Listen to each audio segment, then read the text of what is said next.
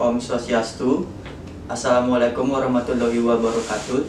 Salam nama budaya dan salam sejahtera untuk kita semua.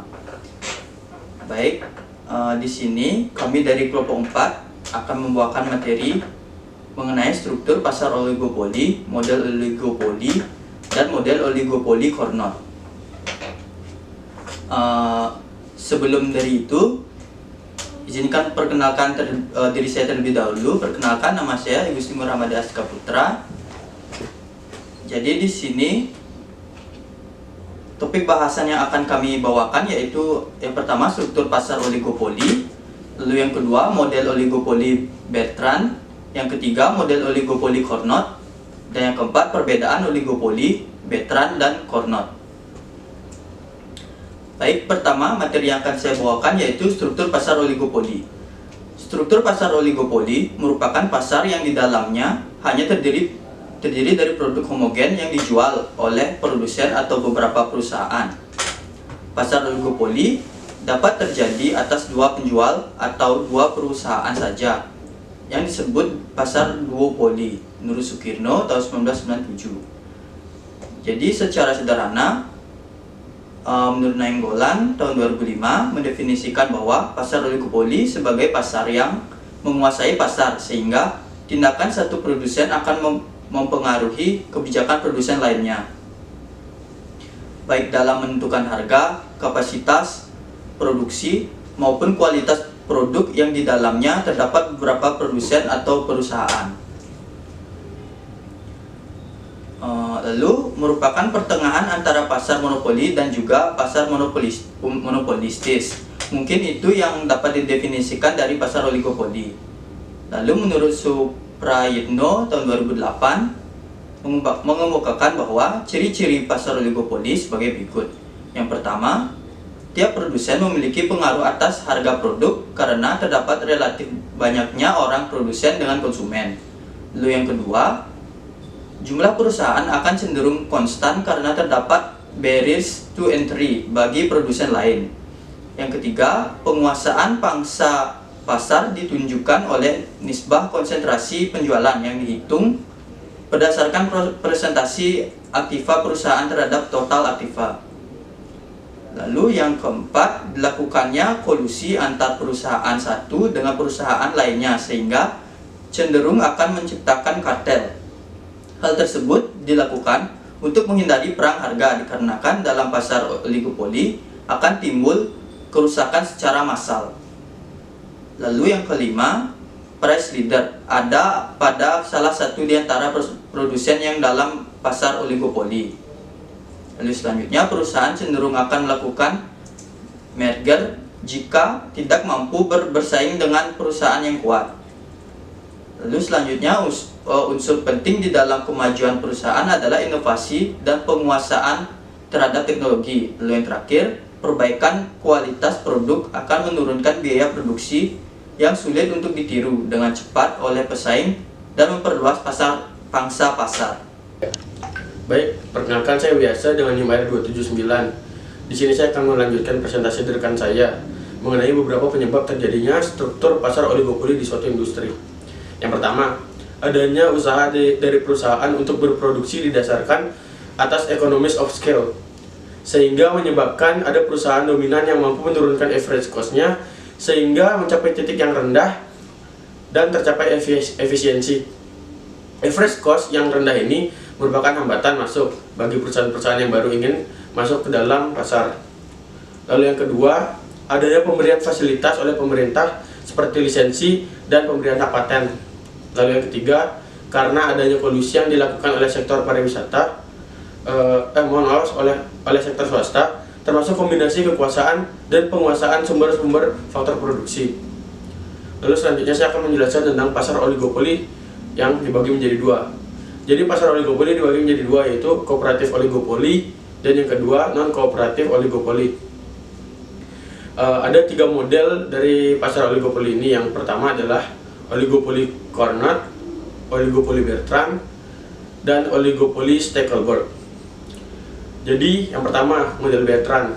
Model oligopoli ini dikenalkan oleh Joseph Bertrand pada tahun 1883 yang juga berasal dari Prancis. Bertrand melalui model ini mengkritik model oligopoli yang dikembangkan oleh Carnot.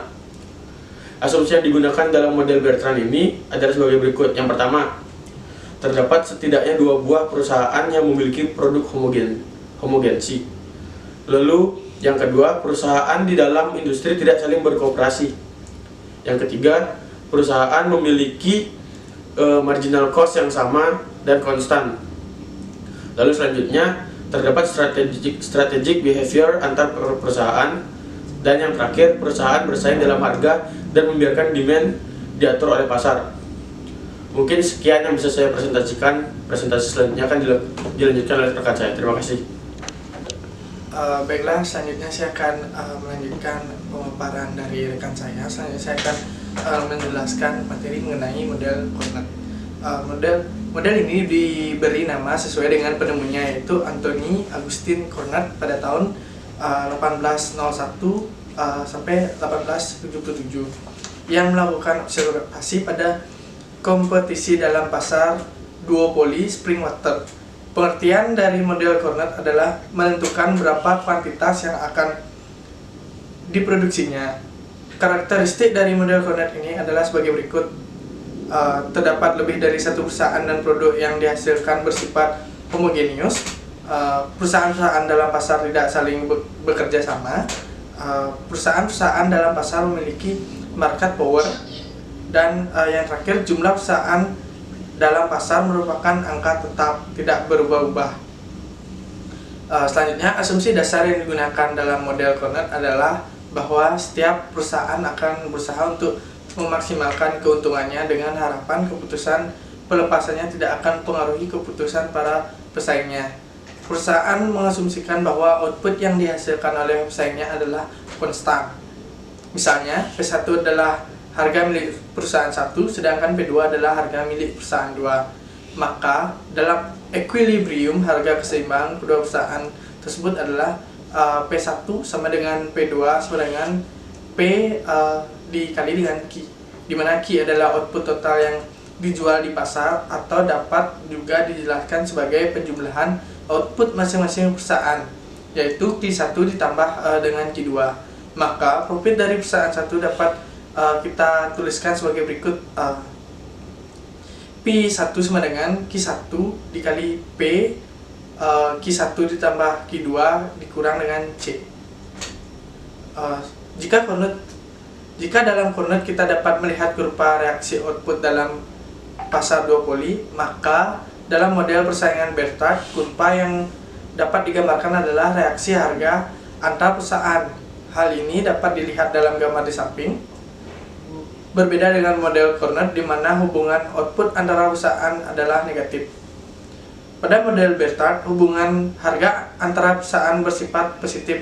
Artinya, apabila satu perusahaan menurunkan harga, maka perusahaan lainnya akan berusaha untuk turut menurunkan harganya pula. Kedua kurva ini akan berpotongan di titik A, yaitu titik equilibrium harga kedua perusahaan. Equilibrium ini juga disebut Nash equilibrium. Apabila perusahaan memutuskan untuk tidak lagi saling bersaing dan melakukan kolusi, maka mereka bisa menetapkan harga yang berada jauh di atas equilibriumnya. Hal ini ditunjukkan oleh titik B, di mana baik P1 maupun P2 lebih tinggi dibandingkan jika kedua perusahaan tersebut tidak melakukan kolusi. Kolusi memang dapat membawa kedua perusahaan pada keuntungan yang lebih besar. Perbandingan selanjutnya mengenai perbandingan model Carnot dengan model Bertrand. Perbandingan model oligopoli Bertrand dan Carnot yaitu memiliki arti yang berbeda, yaitu Bertrand price competition adalah menentukan berapa harga yang akan ditawarkannya. Model ini yang menjelaskan. Sedangkan Carnot quantity competition yaitu menentukan berapa kuantitas yang akan diproduksinya. Perbedaan lain dari model Carnot dan model Bertrand yaitu model Carnot di mana hubungan output antar perusahaan adalah negatif.